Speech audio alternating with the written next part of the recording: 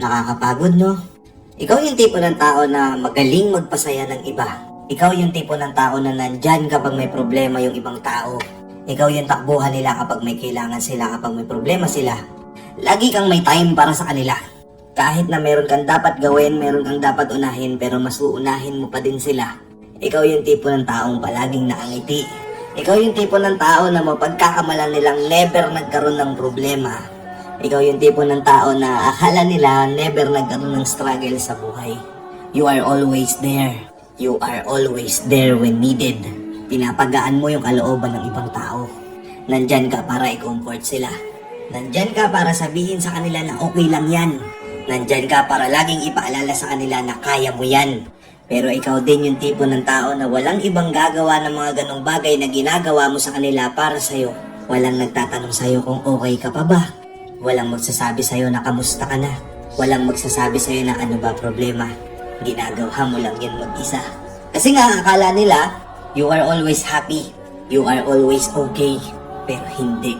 Sa likod ng mga magagandang ngiti, sa likod ng mga magagandang paghalakhak, pagtawa, pagbibigay ng advice, naiwan ka sa sariling mundo mo ng mag-isa. Sa madilim na kwarto na wala kang malapitan. Walang liwanag na nakikita. Araw-araw nagsusuot ka ng peking maskara na nakangiti. Pero sa likod ng maskara na yun may luhang tumutulo.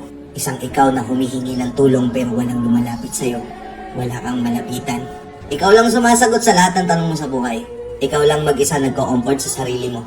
Minsan pa nga may mga times na bakit ganun hindi mo magawa. Nagagawa mo magpasaya ng iba pero sa sarili mo hindi mo kaya. Oo, diba? Ikaw tong taong to. Ikaw tong taong to na sa kabila ng lahat na nakakalinlang mong ngiti, may lungkot na nakatago sa puso mo. Ang hirap. Parang ang sakit.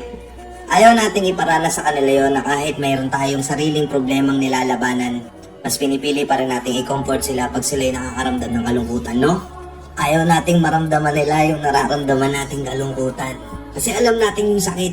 Alam natin na kapag sila'y nakaranas doon, baka hindi nila kayanin. Kaya nga tayo nandito ngayon eh. Pero bilib ako sa mga kagaya nyo. Sa mga kagaya natin.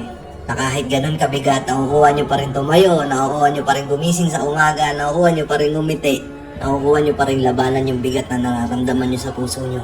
Nakakalungkot sa totoo lang na makarating sa ganitong klase ng posisyon. Na you are always there for them when they need you. Pero pag ikaw na may kailangan, wala na. Wala na makikinig sa'yo. There's no more shoulder to cry on. Mag-isa ka na lang ulit. Nararanasan mo ba to? Ganito ka din ba? Gusto kong malaman mo na ang video na to hindi para i-remind sa'yo na nag-iisa ka. Gusto kong malaman mo na kaya ko ginawa tong video na to dahil alam ko marami makaka-relate dito na hindi ka nag-iisa. At gusto kong malaman mo kahit wala mong nagsasabi sa'yo nito, proud na proud ako sa'yo. Sobrang saludo ko sa ginagawa mo. Hindi mo man to marinig sa magulang mo, sa mga kaibigan mo, sa partner mo. Alam ko yung hirap na pinagdadaanan mo. Kahit anong mangyari, wag ka susuko. Alam ko there are times na parang ayaw na natin. Bitaw na tayo. Ayoko na. Hindi ko na kaya. Pero meron pa rin dyan sa puso mo, di ba? Na pinupush ka pa rin na sige, laban pa rin. Huwag mong hayaang mamatay yung apoy na yun. Kasi naniniwala ako na one day magiging okay din ang lahat. One day, meron ding taong makaka-appreciate sa atin. One day, dadating din yung time na kapag tayo naman yung nangangailangan ng comfort, kahit hindi natin hanapin sa ibang tao, may taong kusang lalapit para sa atin. Dadating yung taong yun sa tamang oras at sa tamang panahon. Uulitin ko, wala mang nagsasabi sa'yo nito pero proud na proud ako sa'yo, ha? Huwag kang mapapagod magbigay ng ngiti sa ibang tao, ha? Huwag kang mapagod pasiyahin sila. I know you have the purest heart, the most genuine heart. Dadating din yung time na mahanap mo yung taong mag-aalaga niyang puso mo. Nakuha mo? Ilan dito sa mga nanonood na to yung mga nakarelate sa video na to? Comment nga kayo dito. Kahit anong mangyari, laban lang ha. Let's go and peace out.